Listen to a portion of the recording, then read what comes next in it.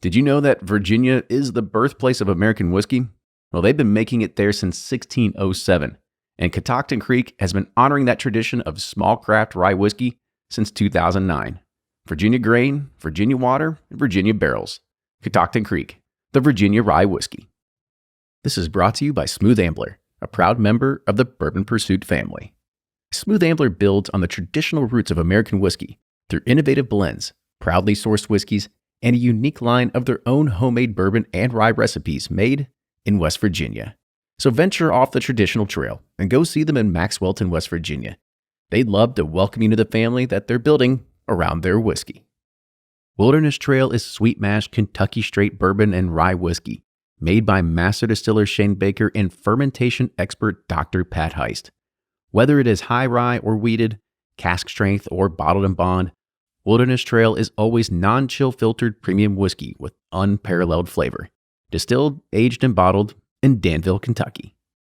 Someone would come in and new to bourbon and say, I want a really good $100 bourbon. There was no such thing as a $100 bourbon, right? That did not exist.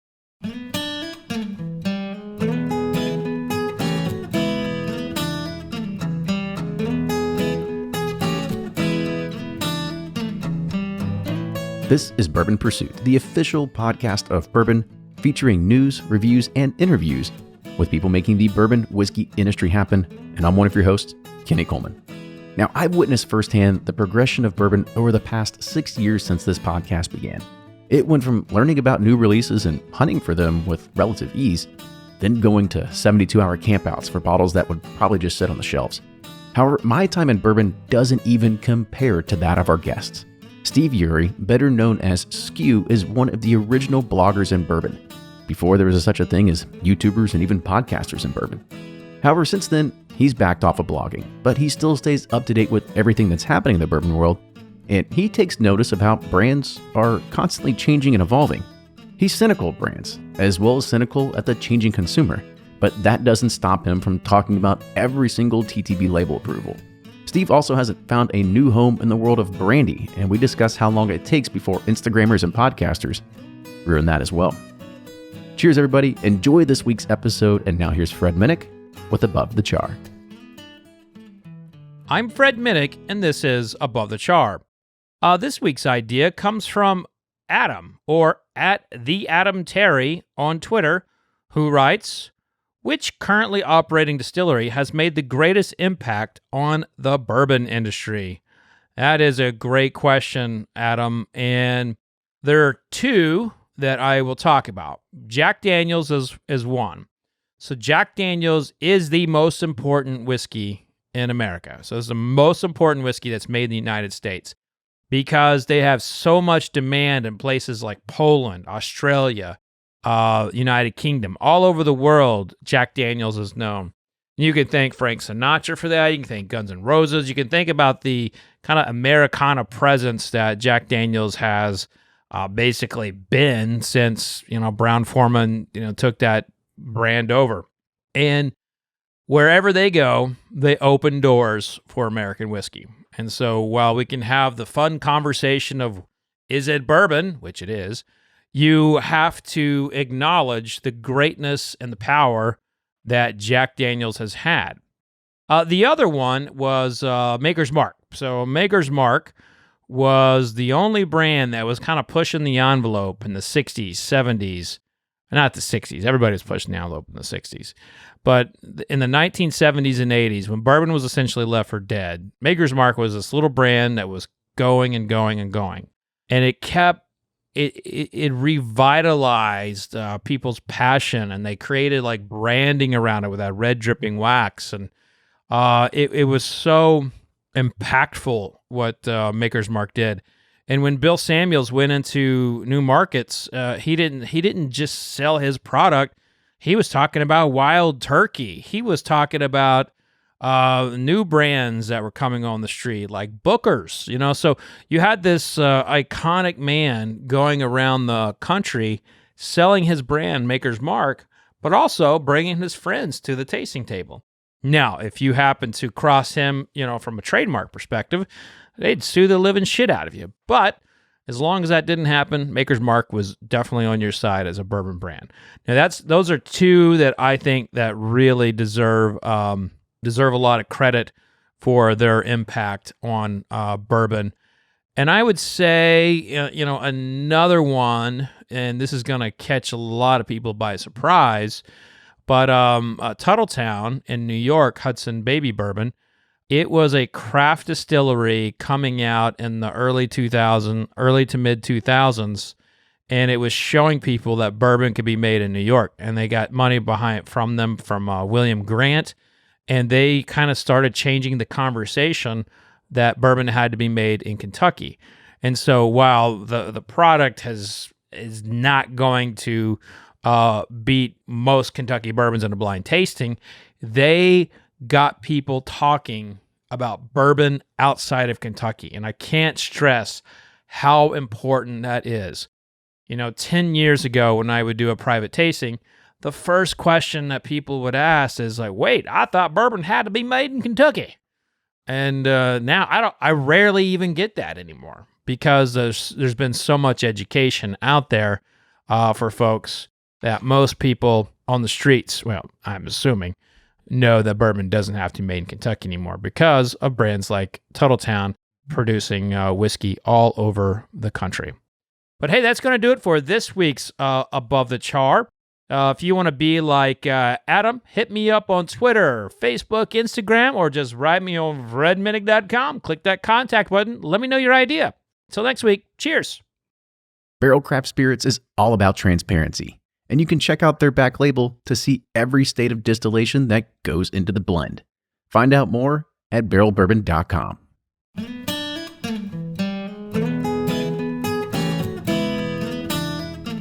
Welcome, everybody, to another episode of Bourbon Pursuit, the official podcast of bourbon. Kenny and Ryan here today talking with a fun guest, and this kind of goes into like the OG circle, if you will. People that have been around bourbon for a long, long time and has seen the rapid change, or should I say the rapid growth, and then almost maybe like the demise of really what bourbon was about it at some time. Yeah, well before us tater podcasters got into it and, built the hype train and doing all the chasing and all the stupid things we do as whiskey geeks. Very true. It was actually funny before we were recording. I was talking to our guest and he was like, yeah, like you all the problem, coming in and doing all these podcasts. That's what it is. But I mean, it's true. Like there is an overabundance, and don't get me wrong. We love what we do. And there's a lot of room for more podcasts to come in, but there is an overabundance of YouTube channels and bloggers and Instagram people and just want to create content and or maybe get free samples. I don't really know what it comes down to, but we'll see what our guest thinks about all that too when we get into Yeah, this. hopefully it's not a huge hazing opportunity for him to hate on us. So, but I'm ready for it. Very true. So today on the show we have Steve Ury. Steve ran a blog called Scoo's Recent Eats. He also has the Twitter handle of Scoo's Recent Eats. And he has been around in bourbon for a long time, and we'll kind of get a little bit more of that background. So Steve, welcome to the show. Thanks for having me. Well, absolutely. So I guess we'll start at the very beginning, kind of like your bourbon journey. We all have these tales of, oh, I had my first sip of Makers at this age, and then I was in college or blah, blah, blah. How did you navigate yourself into the world of bourbon and brown spirits? Well, I started as a Scotch guy in the mid to late 90s, I'd say. I was drinking mostly single malt then. And bourbon was, just starting, I'd say, to sort of interest was just starting to percolate then. And so I started drinking it probably in the early 2000s in a more serious way, and got really into it then, in the early mid 2000s as just something that was interesting and that there was good stuff going on and new stuff coming out, and started drinking it and really liking it. Bourbon, rye, American whiskey generally. Started my blog in 2007, and that ran for 10 years, almost exactly, on the blog. So that was my story. And the blog still survives today, but give kind of some people about if they want to go back in the, I guess you'd say the DeLorean and go back in time to some of the articles you wrote. Like what was some of the topics that you really were focused on? I talked about whiskey generally. I was sort of a curmudgeon. I was a skeptic of a lot of things that were going on. I tried to be, take it with try to be humorous with it, tried to add some humor to the seriousness of what is, after all, a beverage made from corn. And I never thought should be taken too seriously. It's a mix of that and cynicism. I did reviews like everyone does. And, there was an evolution of it too. I started like almost every blogger does, tasting basic stuff and like just giving an opinion. And I think I was lucky to be there during a time when the market really exploded. That period from 2007 to 2017, it was a huge shift in the market. So I sort of chronicled that. You got to remember, when I got into bourbon, it was just such a different world. First of all, no one gave a shit about bourbon, right? No one cared. Yeah, I say that all the time. Yeah, single malt, maybe people were just starting to drink, but it was a non-whiskey world and certainly a non-bourbon world. And there just wasn't that much of it out there. There was the Beam, what they called the small batch collection then, right? Which was Knob Creek, Baker's, Booker's, and Basil Hayden. Makers made one thing, right? They made one thing. Maker's Mark, 45%. That was it. That was the only thing they made. Four Roses wasn't for sale in the US. Buffalo Trace, I remember when it first came out, the Buffalo Trace label bourbon, it was only in like Kentucky and Tennessee. I remember asking a friend of mine in Tennessee to, get me some on a trip there. And, MGP wasn't a thing. It was, at that time it was called LDI, Lawrenceburg Distillers, Indiana, but all of it was going into Seagram 7, for that matter. The very first stuff came out using LDI whiskey was High West and Templeton around, I want to say 2006, maybe later. And no one knew what it was. People had no idea that there was even like Chuck Cowdery, right? Who's the grand, old, knowledgeable guy of bourbon. I remember when High West first came out, and it came out labeled as a blend of straight rye, which means straight rye coming from more than one state. And I remember Cowdery saying, well, this is probably a mistake because there's no rye outside of Kentucky. Because the idea of Indiana rye, just no one even knew about it because it just wasn't a thing that was on people's radar at all, even someone like him. So, and imagine that, like, it's hard to imagine today a world without MGP, right? Like that's half the brands these days. So it was a different world. The plus side, and the thing I miss the most about it is that it was just a thing where people talked about it and then went out and tried it, right? Like you heard about a good bourbon, you went out and you bought it and you drank it and saw what you thought. I remember one of the first real quality bourbons I bought was when I was really getting into it past the sort of Knob Creek stage and stuff that, everyone knew about, was someone said, oh, you got to try this new wild turkey. It's called Russell's Reserve. And that was the 10-year 101 proof, right? And it was before Russell's Reserve was its own brand, right? It was Wild Turkey Russell's Reserve. And so I said, oh, that sounds cool. So what did I do? I went down to the liquor store, I plonked down like $35, and I came home with a bottle and drank it. And that's what we did. Like there was no idea that this stuff was like rare or would be a shortage or hard to find. Like you talk to people, the community was you talk about the bourbon, you go and taste the bourbon, and then, you see if you like it or not. And if you like it, you can buy more. And if you don't, you don't. That was true of Van Winkle, right? It was everywhere. There was no, up to the 2010s, I think, the early 2010s, Pappy Van Winkle was not hard to find. Like it was pretty easy to walk in anywhere and see it anywhere, Hirsch, all that stuff, But for me, the best part of it was the community it created, right? And I think that's partly what's changed the most, right? The community was based on people hanging out and drinking bourbon and having fun. And there was no idea that like you were going to make money from it or, that you were going to have trouble. You might have trouble finding it just because it's, like I said, if you want Buffalo Trace, you have to be in Tennessee. But there was no idea that like somehow it was so rare and it was really affordable, right? That was the other great thing, like, especially coming from Scotch. Like someone would come in and like new to bourbon and say, I want a really good $100 bourbon. There was no such thing as a $100 bourbon, right? that did not exist. Like you want a good $50 bourbon? We can find that maybe. Like bourbon was $30, $40. So that's sort of the world as it was. I don't want to be overly nostalgic. Like some things were worse then, some things are better now, but that was sort of the joy I found in that early bourbon world. Well, we'll break that down a little bit. It's funny you say that. We had a member with us on a barrel pick, and he was talking about how he used to go to tailgates, and what they would do is they would go to the liquor store, get a $25, $30 bottle of Old Rip Van Winkle 10-year, And that's what they would drink. And they would drink the full bottle at a tailgate. And they would just do that all the time. Just amazing that stuff was just, littered everywhere. Yeah. Whereas now you watch a review and you're like, I'd love to try that, but not going to happen. Can't find it. Yeah. And frankly, that's one of the reasons I stopped blogging and doing reviews, because what's the point of reviewing? It's like the tree falling in the forest, right? Like what's the value of reviewing a bourbon that no one's ever going to be able to taste or find? It just didn't, it sort of the joy went away of that for me. Yeah. So you said you were starting to write, more, or you're kind of doing cynicism or the negative side. What was it that you're talking about, the nostalgia? How great was it? When did it turn for you where you're like started getting cynical, and what was making you cynical? I think there were a couple of things. I think the whole flipping culture that developed around it, right? And that was really after Van Winkle took off. This idea that people would buy and they'd be buying the bourbon not to drink it, but to like make a future profit. I feel like just once that element gets introduced into something, no matter what it is, really, right? It just changes the culture. And that really led to a culture of not, hey, this is really good, try this, but oh my God, this is like, going to make me a lot of money. So I want to get as much of it as possible and make it. And that just, that changed the culture in a way that I thought was really negative. It started, there was always an element of that, like in early eBay, before they shut it down, people would sell on eBay. eBay got rid of it. And then when Facebook groups came out, it sprang up on Facebook, which is, obviously sort of it seems to me the biggest place that it happens now.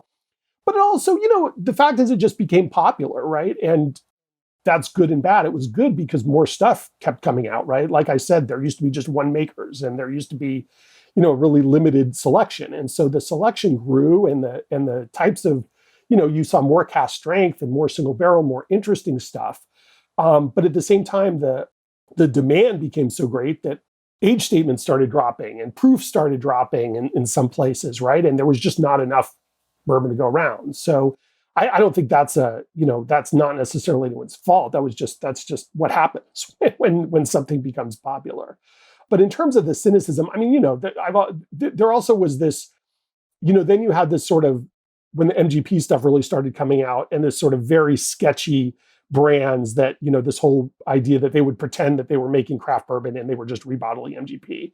That's a problem that's gotten better. I mean, I see distilled in Indiana more on labels than back then they would just leave it off, right? There would be no mention of Indiana on a label, in violation of the regulations, which have never been enforced all that well. And that blew up around 2014 when first the Daily Beast did a big article based a lot on I used to keep a list, right, of all the brands I knew that were MGP or elsewhere, all the bottled brands as best I could.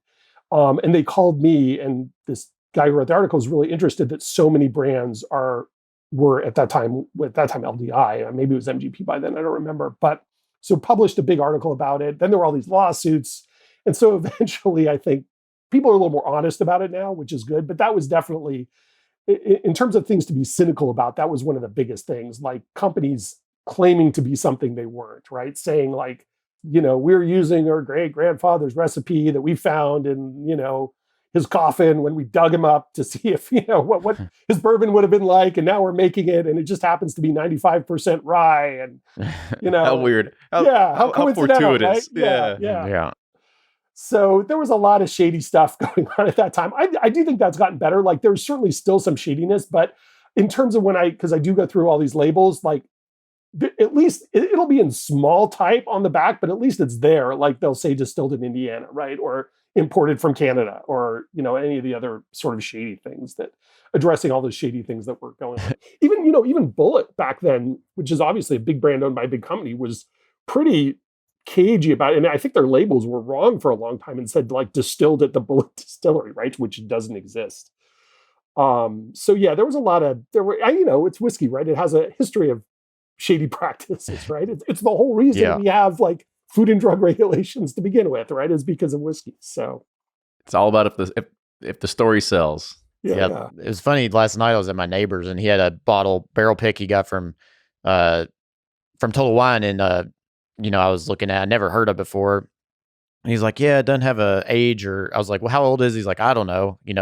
They just told me about it. And I was like, well, if it's less than, or if it's 4 years, you got to state your age. If it's less than that, they'll tuck it somewhere on the back of the label. And sure enough, on the back of the label, it said, in oak, no more than 2 years. And he was like, well, shit, I didn't know that. And he's like, now I know. I can look at the label and see, but consumers just don't understand. They just see it on the shelf like, oh, that's a cool bottle. And, here we go.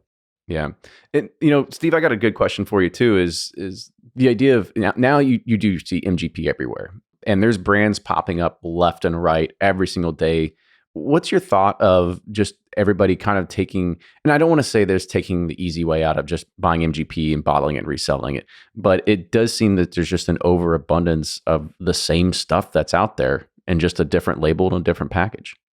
Yeah, that's always been an issue, right? I mean, look, before MGP was Heaven Hill, right? They sold tons, and Barton, right? They sold tons of whiskey, to other labels. And there's nothing inherently wrong with it. Some of my favorite whiskeys are sourced, those old Willets or, other places that have bought whiskey and done really good things with them. I think the problem is less the sourcing than the demand is so high that they can sell anything, right? So it's like 2 years, sure. 3 years, sure. It seems like anyone will buy anything and slap a fancy label on it or satirical label, and then it'll be out there. And it's, it doesn't do a lot for the quality, I think, of the reputation of the product to have all that stuff out there. But, the truth is there's just more demand. So like how much, you're only going to find so much 6-year, 8-year, 10-year bourbon these days, right? For sure. And at what point did you kind of see the change happen at a lot of distilleries where everything was an opportunity to create a limited edition release of something? Because it's true. I mean, every week we all get the press releases of saying, oh, this distiller is now releasing their whatever 13-year or something. Like 13 years was just used to be, it was sat on the shelf. There was a 13-year expression of something. But now the fact that it's 13-year, we've got to go, we got to clamor for it. We've got to go hunt for it. We got to do whatever. It's been seasoned or it's been like doubled or finished or this or that. It's like, okay. Been in a tilting warehouse. I don't know, like whatever it is.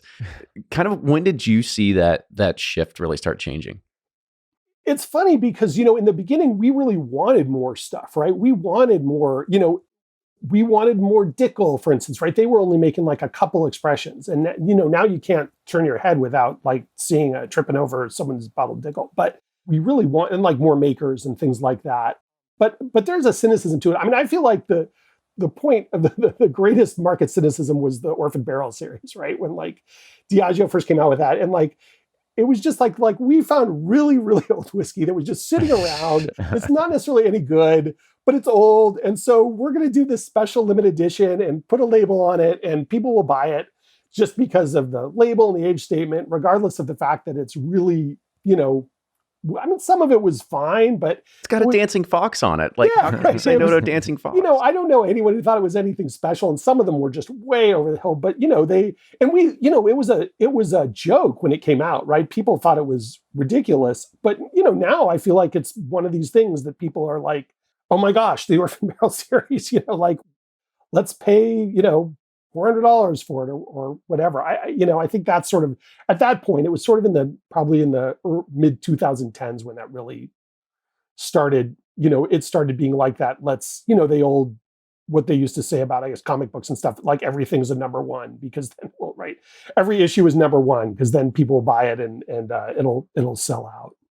Just got to get on the chart somehow. That story always cracks me up. We just found these 24-year-old barrels and, 18. You're like, you didn't just find those damn things, And also that was a period too when everything was like, I think they used the Stitzel-Weller name, right? Like everyone was using the Stitzel-Weller name. Like, I joked once that like they were going to start, saying that this was from Kentucky, which is where the Stitzel-Weller distillery is, right? For any random brand that was from Kentucky. Like it was so like they tied it to any chance to use the name Stitzel-Weller on a product, whether it was near the warehouse or in a barrel that had once held Stitzel-Weller.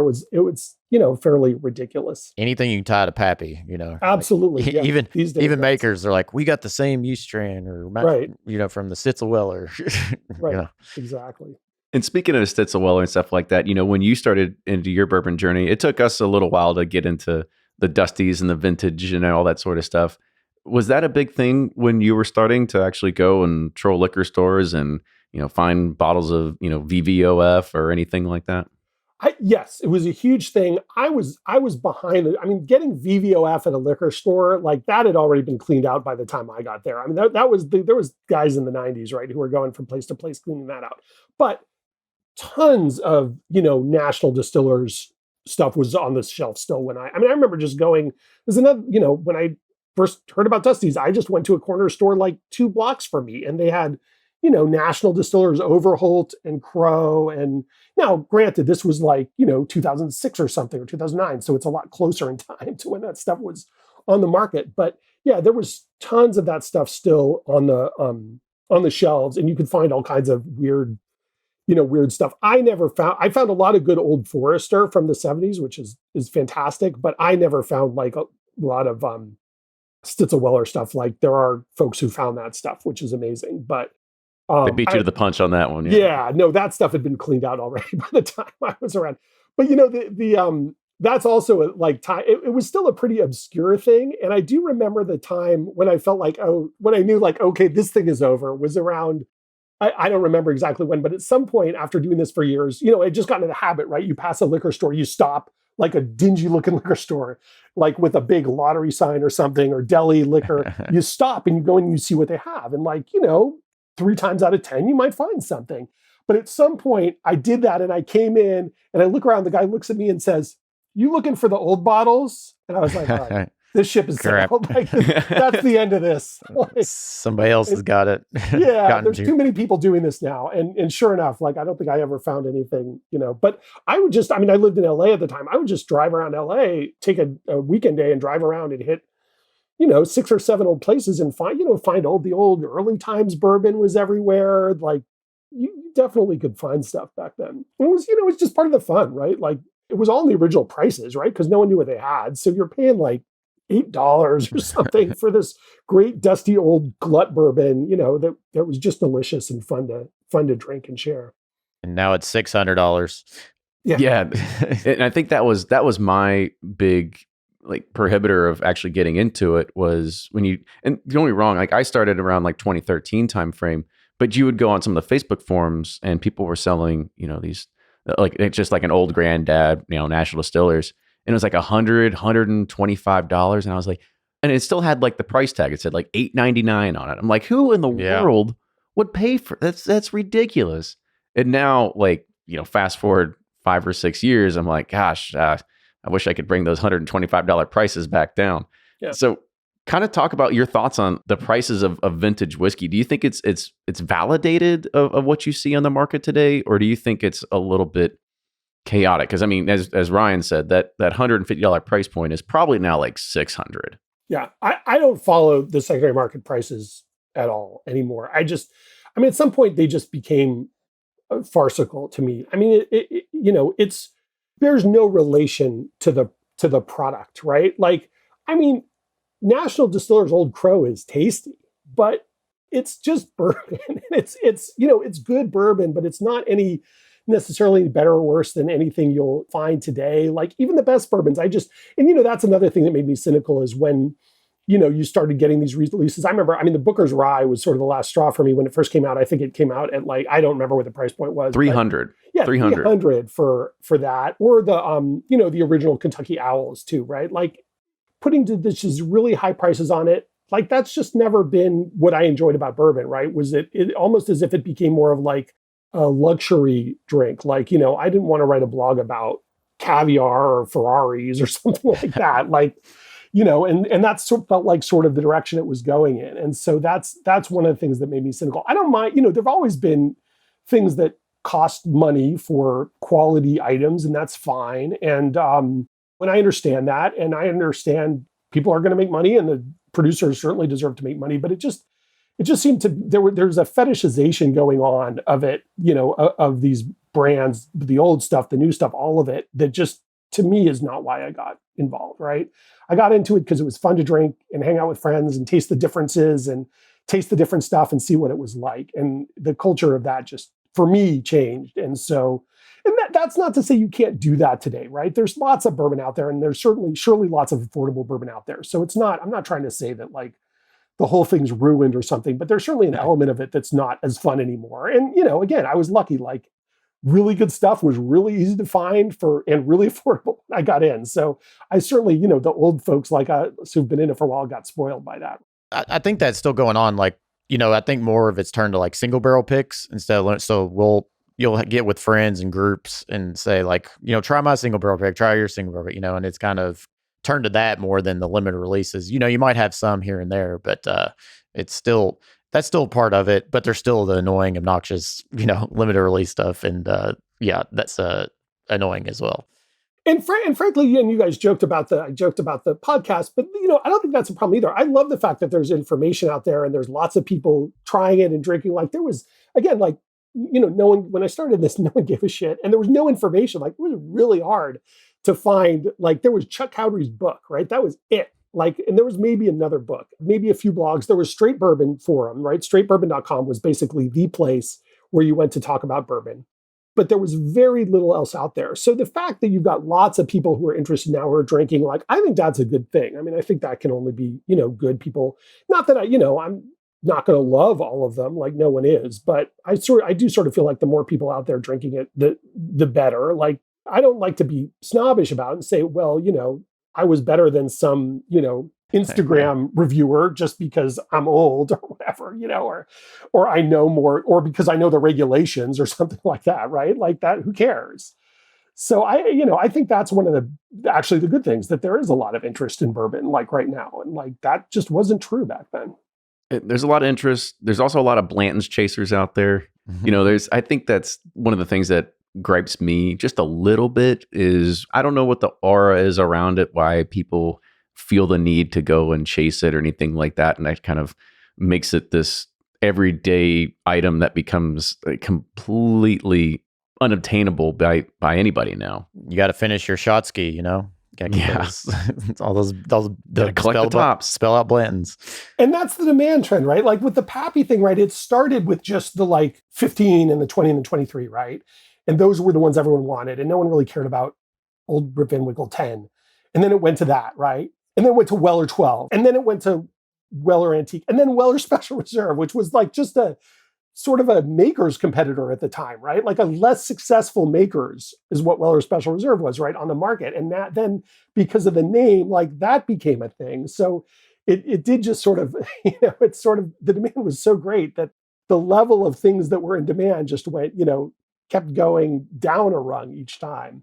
So when you look at this, we see the influx of people coming into it. We see more podcasts, more YouTube channels, more Instagrammers, more bloggers. And then you also see the brands also coming out with more and more types of labels or opportunities for limited releases. Like when you look at this and the ever-changing shift, do you blame the people more or do you blame the brands?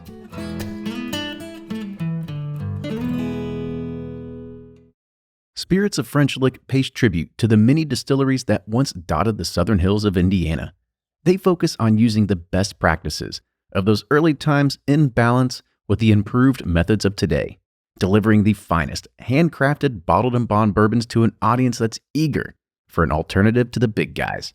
Their distilling philosophy is balance between the distiller's art and the contribution of the barrel, time, and patience to bring you an unparalleled quality and depth of flavor. Spirits of French Lick's motto is simple: respect the grain. You can find all Spirits of French Lick's products and their new releases on sealbox.com. But don't just take Fred Minnick's word for it. Find out for yourself. And check out spiritsoffrenchlick.com and follow them on Instagram, Facebook, and Twitter. Remember to always drink responsibly.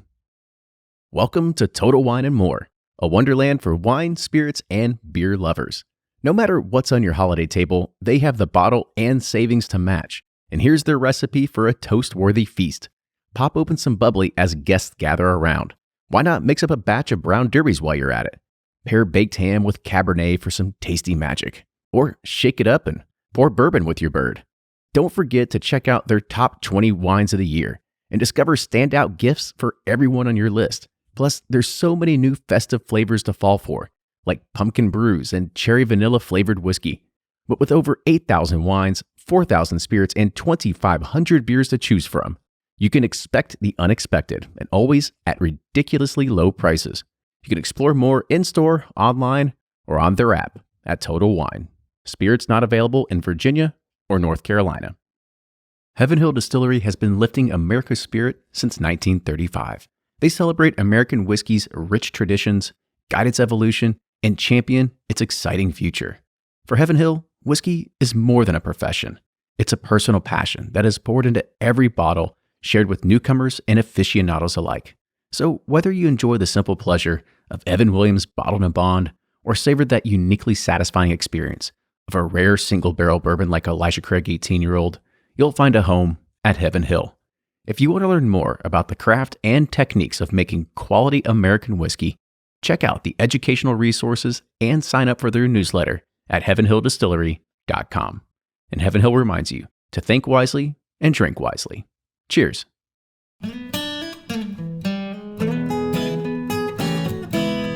When you look at this and the ever-changing shift, do you blame the people more or do you blame the brands? Or is everybody responsible?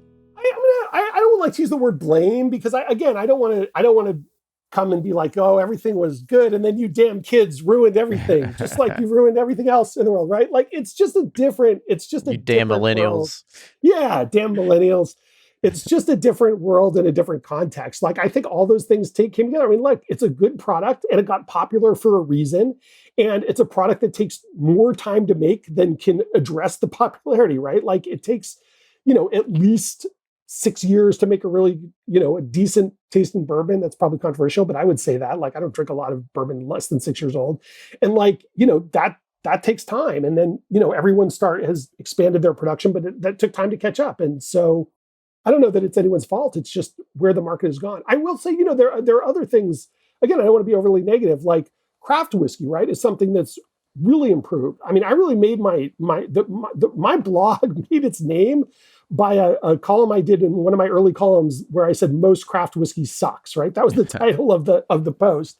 Because craft whiskey was really young then. It was getting a lot of publicity. And I kept tasting it and wanting to like it. And like, it was just terrible, right? Not much has changed. No, there's definitely a few good ones for sure. I'd say there's a lot of terrible stuff, but there is, it's definitely improved. Like the stuff that used to be really undrinkable. And now, you think about stuff like this new Leopold's 3-chamber rye or the newer companies, the sort of mid-level, right? Like the Willets and the New Riff. I mean, that's a real improvement to have more producers at that level coming in. And again, like I said, I mean, Four Roses wasn't even available in the US when I started. And now, they have all kinds of stuff. And they've been, I think, very good about not over proliferating their brands, but still producing really high quality stuff. Brands like High West, I think are great and have put out really good product and put really good care into it. I haven't had some of this stuff in the last 4 or 5 years, so I may be a little dated on it. But in fact, I haven't drank that much High West since they sold it, just because, not purposefully, but just because I haven't. But there is a lot of good stuff that's come out of the popularity, is all I'm saying by that. Well, that's a great answer. I mean, it's funny when we were talking about like, who do you blame? There's Blake always gets quoted as, people saying that, or people send him messages and say, because he used to have the Pappy map on Bourboner, and they said, all these hipsters with their flannel shirts came and ruined bourbon. And he's like, I guarantee you, they're not hipsters in flannel shirts that ruined bourbon. So, but you're not too far off from bourbon still. You still troll the TTB daily. What's your magnetization to it? Like, why do you get succumbed with everything and new labels that appear there? Oh, I do that just because it's just so much fun. I mean, it's just fun to see what I just got used to it. I think, I did it for so long. I don't just do bourbon either, right? I look at the labels for pretty much all the brown spirits. I look at scotch and rum and brandy. And I just like to see the TTB labels are a good way to see where trends are going and what's happening. Like, there was a time, right after Fireball came out, right, where suddenly like everything was flavored, right? Like really starting with Red Stag, right? First you saw all this, cherry, and then all this cinnamon, and then all this everything, birthday cake, chocolate. It's just a way to sort of see what direction things are going in. And so it's interesting. I'd say it's definitely calmed down a little. I mean, for a while, like there were just so many brands and so many new labels. I mean, it was just tons of them every day. And I'd say that's ebbed a little. It probably peaked a few years ago, and now is a little lower. There's still tons of MGP stuff. Like the amount of MGP labels I see, or distilled in Indiana labels, is just mind-boggling. Like, yeah. I'm just shocked how much they put out and are able to sell. Like how many labels come out that way. But it's just, for me, it's just fun. I'm sort of a geek, right? I'm a lawyer, and it's a legal piece too, right? Like reading their regulations and looking to see what they missed, what the TTB might have missed on like some label that they approved that really shouldn't have been approved because it was screwed up. That's gotten a little bit better too. I mean, there was a time I remember when they approved like a label that claimed to be a bottled in bond, like root beer flavored bourbon at 35% or so. They're used to the quality control is definitely ratcheted up. It seems like it. TTB things still slip through, but it's definitely gotten better. Well, we got you and Wade to always help make sure that people get called out on those things as well. Yeah, Wade's a tad more aggressive than I am. Yeah, I'd say so. Is he your protege, Wade, or vice versa? Well, we came up together. I was more that I would point this stuff out online. This is a mistake, and Wade would like write angry emails to the distillery and the TTB. Right? I would post something saying, "Here are the problems with this label." And then I feel like the next day Wade would be like, "Dear asshole, like you should have, like, why did you fix this label?" It's a symbiotic relationship of some sort. Yeah. Yeah. But, and then, so at some point you also kind of saw the change happen, and you started making a way that you were consuming brown spirits as well. Kind of talk about your journey into brandy and how that's kind of taken a little bit more of your attention over bourbon and whiskey now. Yeah. So I started drinking brandy seriously around 2012, 2013, which is when, brandy is like, to me, where bourbon was about 20 years ago. Like, first, no one gives a shit about it, right? Like, and that's changing a little bit, but certainly when I started drinking in 2013, it was where bourbon had been in like the 90s. Like, no one, even now, with the exception of like a couple liquor stores, really like a handful in the whole country, you go to a liquor store that has like 3, aisles of bourbon, and you're lucky if they have like a half dozen brandies. And if any of them are not like the big cognac, like Courvoisier and Hennessy and stuff like that, like it's just no one drinks it or knows about it or understands it. And that had been me too. And what happened in the early 2010s is that, and partly because there was no demand, we weren't getting any, right? Because unlike bourbon, like it has to be imported, right? Like you get most of it. There's obviously American brandy, but the French brandies that are sort of the biggest names, like they have to be brought in. If no one's drinking it, no one's going to bring them in. So there were a few importers in the early 2010s that started saying, we should take a chance on like small producer Armagnac. I really started with Armagnac, I'd say, some Calvados, some cognac, and see if people will drink it. And so a lot of credit for it really goes to a few people. Nicholas Palazzi, who's the importer with PM Spirits, K&L Wine in California, and working with Charles Neal, who's a big brandy importer. Like they went to France, right, and started bringing stuff back and saying, we'll just put it on the shelf and see if it sells. And I was curious just because I like spirits and I try them. And so I tried, what they brought back first was a lot of Armagnac. And so I tried it and I was just, blown away that this stuff is amazing. It's spicy like rye. I'd always thought of brandy as more of in the wine category, but really it's not. It's a spirit. So it tastes much more like whiskey than wine. Like it's much more similar to whiskey than wine. And the stuff they were bringing was just amazing. It was from these little producers in Armagnac, and that's sort of almost redundant because Armagnac really is a small producer area. And it was just wonderful. It was spicy. It was dry. It also wasn't like, most people in brandy are used to, the big brandies in the US, like a lot of things are filled with sugar and coloring and wood pulp and all this other stuff and blended from like thousands and thousands of casks. And they're bringing in these like these small producers who grow their own grapes, who like, just don't even have a still. Like some guy comes around with like a traveling still and distills it every year after harvest. And then it sits in a barrel in their barn for, until they're ready to sell it to someone. Sometimes like upwards of like 20, 30 years. I mean, I think that's the coolest thing about Armagnac and brandy and cognac right now is that you had mentioned it is still at the very early stages. And I don't know how much longer you can go and get a 20 plus year age statement on a bottle of Armagnac or cognac for, $100, $200. Like it's still considered pretty good value.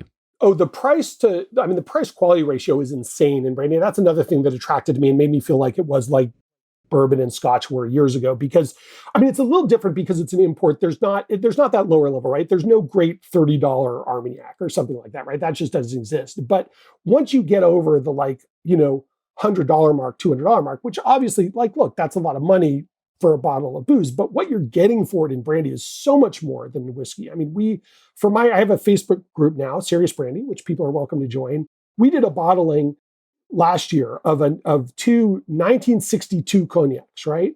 They came out to about $250 each. Now, again, that's a lot of money for a bottle of booze, but this is 57, 58-year-old cask strength brown spirit, from cognac for $250. If this was, there's not really a bourbon equivalent because you don't have 1962 bourbon. And if it does, it probably tastes horrible. Yeah.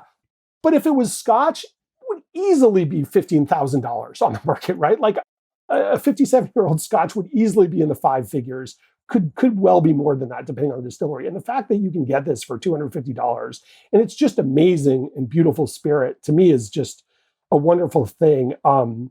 And it's just something that, again, you don't find in the whiskey world anymore because of the popularity. Now, not everyone translates. Not everyone from whiskey is going to love brandy. Like, some people were attracted to it because of those elements, but then we're like, I just don't like the spirit that much. But personally, I think it's wonderful. It's different, but I think it's great. And we probably have about, 10 more years of that before it blows up. That was going to be my next does. question. How long do you think before the podcasters and millennials ruin brandy for you? I don't know if brandy will ever blow up, but I do think there's a limited amount of old stuff on the market, right? So it doesn't have to, It doesn't have to hit the bourbon level, but I'd say, we're still finding amazing, like 50, 60, I mean, honestly, even 100-year-old casks are out there. Not necessarily casks, they move stuff to glass at some point, but 100-year-old spirit is out there. And it's still comparatively to whiskey, really, really much more affordable and really delicious. But I think over the next 10 years, like, that stuff will probably get drained. But again, the thing about brandy is it's not these big distilleries, right? It's these little farmhouses. And so the people who are finding it are like knocking on the door of these farmers who distill every now and then and finding this stuff. And so who knows where, how much, no one really knows how much more of this stuff there is to be found in cognac and Armagnac. There was a big spike for a little bit because everybody really jumped on and I hope I say it right, the Lane Cantata train and getting those orange wax tops and kind of wiped out a little bit of their stocks for a bit. Yeah, I'll tell you the story of that because I actually helped bring in the first Lane Cantata casks into the US. And what happened is I had just done an Armagnac tasting for a bourbon group. And one of the guys in the group, this guy, Paul Sherman, who lives in Switzerland, sent me a bottle, said, hey, there's this new bottler here, Lane Cantata. This was about 5 years ago. They were new.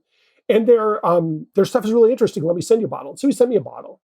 And I tasted it. And Lane Cantata, it was Loup Pabou. Lane Cantata is an independent bottler, right? So they're like, they don't make anything. They go around and buy Armagnac and bottle it. But they are in Armagnac. And the stuff I tried, Loup Pabou, was different from any Armagnac I'd ever had. And I learned later that the reason is because they make it differently. Most Armagnac, they put it in a new barrel to start with, and then they move it after a year or two to a used barrel, and they might move it to another used barrel a few years after that. So it ages, progressively.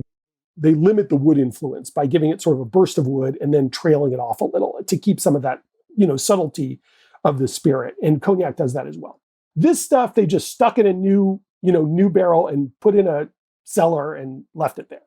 And so it had a much more wood and oak intensive flavor, and it was very bourbony. And to me, and I'm probably at fault for some of this, I wrote a blog post about it when I first tried this stuff. It wasn't available in the US at all.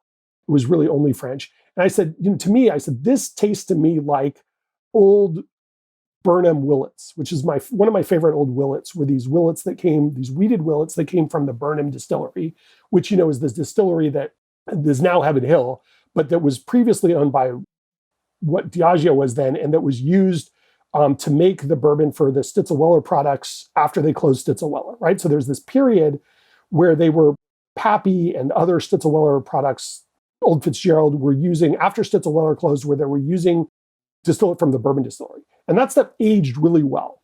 And at some point, Willett came out with a bunch of it, 17 or 18-year-old, mostly distilled in the early 90s, right after Stitzel-Weller closed. So like 93, 94. And I loved it. I thought it was just as good as old Stitzel-Weller. It was some of my favorite old bourbons. But this Armagnac, to me, had that taste, that sort of subtle, slightly acidic, heavily wooded tinged taste. And to me, it was like the most bourbony Armagnac I've ever had, which are sort of words I probably regret at this point. So what we did then is Paul and I said, we got to get more of this. Like, we got to bring this to the US. This is amazing stuff. And so we got in touch with the company, did a tasting of they sent us a bunch of samples. We tasted a bunch. We found 3 from the same producer, Lou Pabou was the producer, that we really loved. And we brought it in. And we tried to get our bourbon friends interested in it. And of course, their first reaction was like, I'm not interested in that. And so we barely, we're on the cusp of not bringing in. K&L Wines helped us bring it in. They were the importer for it, or the retailer for it. And we were able to get our group to buy almost 2 full casks, and the third cask, just a little bit of it. So the rest of it just went on line. These were stuff distilled in the early 90s. I think the price at that time was like $80 or something like that, $75, $80. And so those were the first 3 casks of L'Incantada that came in. Only a few of us tasted it. So we were trying to get them to buy it, never having tasted it. So I understand the challenge. Once they tasted it, once people started drinking this stuff, they got it, right? And they understood, not only is this great Armagnac, but it really appeals to the bourbon palate, right? That was the difference. Is like the other Armagnacs, which I love, are more traditional, are not quite as dark and oaky. This stuff was really a bourbon drinker's Armagnac. And at some point, enough people tried it that it did develop this sort of cult status. And it probably helped that they have these very distinctive bottles with the orange wax on top. Steve, you're a trendsetter, man, because I know. Because I can tell you right now, the first Armagnac that I had was a L'Incantada. It was a Louis Pablo, and I was just like, of course, this is really good stuff. And now I know the origin story of why I liked it so much. It's funny. It was purposefully brought in for bourbon for people. And it's funny now because you'll look back and I'll see people online say, well, this company just, makes this stuff to appeal to bourbon drinkers. And I feel like this company didn't know anything about bourbon drinkers. Like they didn't know, I don't think they even thought that they would sell anything in the US ever. That was not on their radar. We called them, right? We, the bourbon guys, called them and said, we want you to bring this stuff in. And then eventually, we did a second set of 2 casks, and then eventually got out there enough that they got a US distributor. So now they're here. Now that very old Louis Pabou is gone. That is something that's gone. There may be they may still have some stuff from Louis Pabou. They bottle a lot of other stuff, but it's interesting. Again, they're an independent bottler, and we were focusing on this one producer, but now all their stuff is hot, which is sort of not totally rational because, it's just different. It's from different distilleries, right? Different It's the same thing. People were going for the Pappy 15, 20, 23, and they're like, oh, we'll just get Weller 12. Then we'll get Weller 107. Yeah, it follows the same pattern. At least those are roughly the same bourbon. This stuff, they're just totally different, bottling totally different things. Now, they do have a commonality where their stuff does tend to, I think a lot of it tends to be in that profile. So that makes some sense, but it definitely did take off, which is, I would never have guessed that Armagnac would take off in the US. And apparently, now that stuff is very in demand. And it's still, they do a great job. I mean, that company, L'Incantada, is fantastic. And the 2 guys who run it, and it's a side thing for them. It's not their full-time job. It's just a thing they do for, it's a side gig, a fun thing for them. But they have a really good palate, and they find really good stuff. So it's great that they've been successful. It's fun that people are drinking brandy, but it does have a little bit of the feeling of the early bourbon world, right? Okay, what direction is this gonna go in? It's funny. The first time I ever had yak was when Reed sent us those samples, and it said yak on the bottle, like a sample bottle. And I was like, spelled YAK. And I was like, what is this? It's so damn good. And I was like, man, this must be Yakazima Japanese whiskey or something. Because I didn't. And then we text or email Reed. I was like, man, I really love that. What year was that Yakazima? And he's like, no, it's Armagnac, you dumbass. That's how naive I was. But it was fantastic. I love that stuff.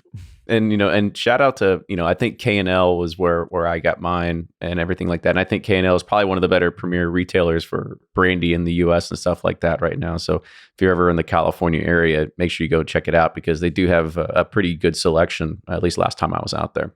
Absolutely. K&L in California, Astor Wines in New York are really the 2 central brandy retailers in the US. There are a few others that have some good stuff, but they're the ones that consistently bring in a good selection of brandy. And K&L, to me, really are the ones who really helped kick it off by committing to it before they knew if they would sell any of it. The spirits buyers there David Driscoll, who's not there anymore, and David Othman Gerard, who was still there and heads up that program, just did a fantastic job bringing that stuff in. For sure. Well, Steve, I want to say thank you so much for coming on the show today. It was awesome to air some grievances. Like feel like you got a little something off your chest there. But we're still going to pay attention to everything you're putting out on Trolling TTB. I'm glad you feel a passion for it still, and be able to still call people out, because without you and Wade, a lot of us would just kind of let it just kind of like fly underneath the radar.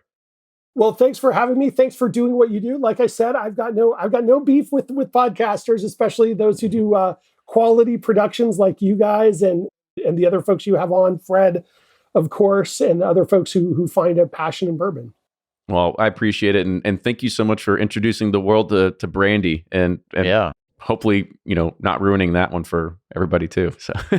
Got 10 years. Time's ticking. 10 years. Get in now. Time's Join ticking. Serious Brandy now. You got 10 years. Yep. There you go. So make sure you join Serious Brandy on Facebook. You can just go ahead and search for it, and I'm sure you can find it and find an invite to there. Make sure you also follow Steve at Skoo's Recent Eats. That's SKUS Recent Eats on Twitter, and you can see how he's putting out good stuff there and making sure that people are following along with what he's doing. So make sure you follow him. Also follow Bourbon Pursuit on all the socials, and I'm sure you're listening to this, but subscribe wherever you get your podcast. With that, cheers everybody, and we'll see you all next week.